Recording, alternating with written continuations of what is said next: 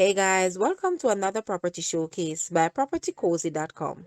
This newly built Aqueducts of Negril is overlooking the center of Negril in walking distance to supermarkets, bank, restaurants, medical facilities, and public transportation, and just a 5 minutes walk to the famous 7 Mile Beach. This well secured gated community is situated on 3.5 beautiful manicure acres with stunning ocean and mountain views. This 3 bedroom, 3.5 bathroom townhouse is a corner unit right opposite the clubhouse and the pool and features loft storage, in-unit laundry space, LED recess lights, instant water heater, granite countertops, impact-resistant windows, porcelain tiles, insulated ceilings, composite decking on the 2 patios. This lovely townhouse is selling unfurnished with inbuilt fridge and stove, AC in each bedroom, and one ceiling fan in the living area. Parking spaces are right in front of the house. Guys, let's take a look at this townhouse and please watch the entire video for more details at the end.